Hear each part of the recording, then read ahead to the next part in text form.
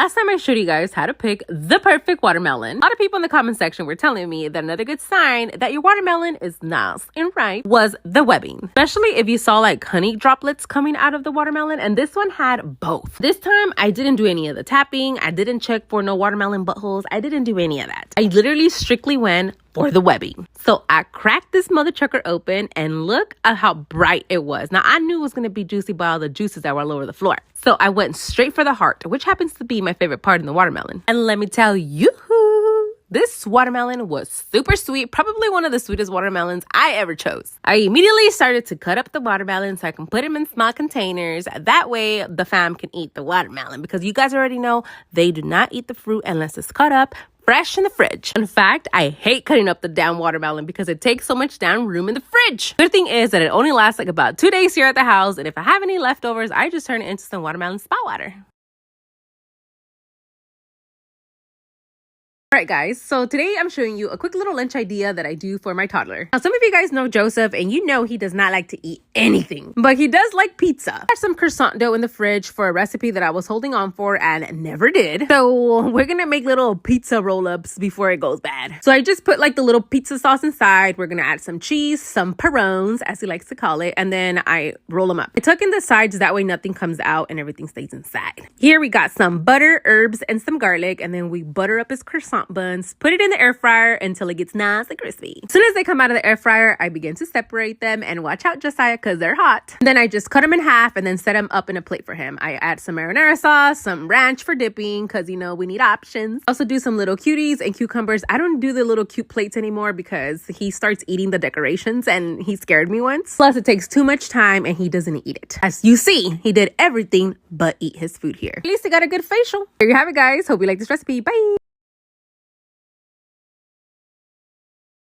Today I decided to bring you guys on a little morning routine with Nana Joe. Now the first thing I do when I wake up is get suited and booted so I can go to the gym, because if I don't do that, then trust me, I will find every excuse not to make it to the gym. Yes, my armpits are black and I didn't shave. I don't care. I'm gonna brush the muelas because we do not like nasty and stinky breaths. And I wash off all of the eye boogers and babas from the night before, dry off my eyelashes, and then I moisturize. This time the little human is up and he's asking for some chocolate milk, so we head into the kitchen, start hydrating, drinking some coffee, make that chocolate milk, then we start prepping for the lunches and for Joseph's little snack that he's going to take to the gym. I wake up Josiah so he can get up, do his morning routine as I drink my pre-workout. Is it healthy to drink coffee and pre-workout? Probably not, but I don't care. That's how I function. This day I did a little bit of cardio and some leg workouts with my other human. We waddled our little asses down the steps. I was scared. I thought I was gonna fall off those stairs actually. Leg and stallion knees were not working that day. We get to the grocery store, book my hair appointment as I'm in the parking lot. Then I came across this bagel and I sent it to my husband, and you guys can imagine his reply. Got the rest of the stuff that I needed to finish my lunches and to finish prepping, and then that was the rest of Nana Joe's morning. Actually afternoon, because by this time it was 5 o'clock.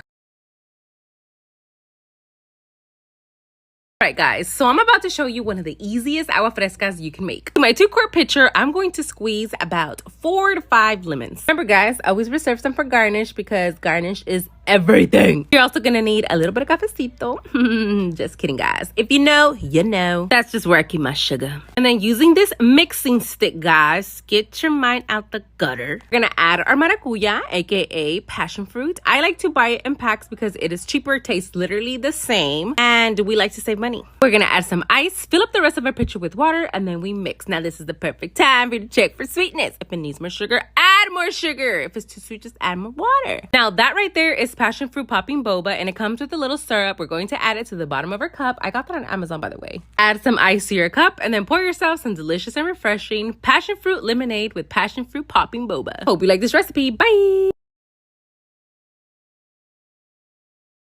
Let's pack today's lunchbox for our friends and followers. Today we're making them some chile rellenos stuffed with huitlacoche. For those who don't know, huitlacoche is corn truffles. So I remove all of it from the corn and then I make a guisado. Then I char and peel all of my chile poblanos and then I begin to stuff them with cheese and then our huitlacoche guisado. Now most people that I know eat this in quesadillas, but you already know Nana Joe's out here doing the freaking most, and I'm going to stuff them in the chile rellenos and then I wrap them in some puff pastry. And I butter up their chile buns with a little bit of egg wash, pop it in the the oven at 400 degrees for about 30 minutes until they get nice and puffy and golden like this. To go along with the chiles, guys, we are gonna make a creamy salsa poblana using all these ingredients I'm gonna list on the screen. And we blend it up, fry it in a little bit of butter, and then we begin to plate. I'm gonna add a little bit of the salsa poblana on the bottom, some more huitlacoche guisado, and then I add my chile relleno on top. We're also gonna do a side of white rice with corn, a little side salad para que llene the little spots, and some extra salsa poblana to go on top of the chile. For their drink, they had the option between a soda or a prickly pear lemonade. That's it, guys. I'm just gonna get everything ready for them so they can come pick up during lunchtime. Bye!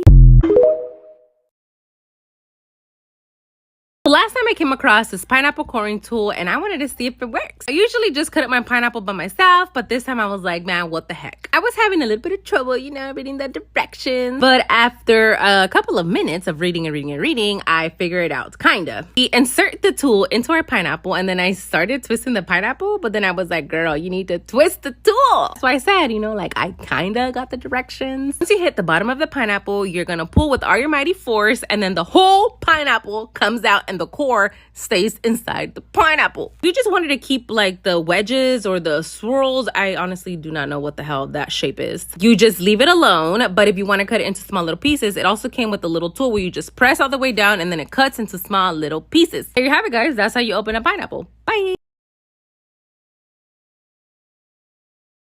Let's pack today's lunchbox with our friends and followers. We're making them some Carnitas Bowls. Just to clarify, I am saying bowls and not balls. But anyways, we're gonna begin by frying up some pork butt pieces and some pork lard. We're also gonna need a whole onion and a whole garlic head. Add a couple of bay leaves in there, some clove and some peppercorns, and then we're gonna add a tablespoon of salt into some water and we're gonna pour it into the hot lard. Don't worry, nothing's going to happen. A couple of oranges along with the orange peels, a soda pop for color, and then we let this cook for about 3 hours until it's nice and tender and it looks like this. The bowls are going to be a little on the pobrecito side because I did forget a couple of ingredients, but we're going to pretend that they're there. I'm going to make a bed of a cilantro lime rice, and then on top, we're going to add the carnitas. Then on the side, we're going to add a little bit of some romaine, some fresh pico, some corn that I made with some butter and garlic. Also going to do some sliced avocados, a little bit of sour cream, and then I go around and I crumble lots of queso cotija all around the tray. For the sauce, I made them a raw tomatillo and jalapeno salsa with a little bit of lime juice and cilantro. Of course, we can't forget about their foik. For their drink, they didn't get the option on the soda because they all requested some of that tuna water that I made last time, the prickly pear water. So that's what they had. That's it, guys. I'm just gonna hurry my ass up, get everything ready for them, and clonate their drink so they can come and pick up during lunchtime. Bye!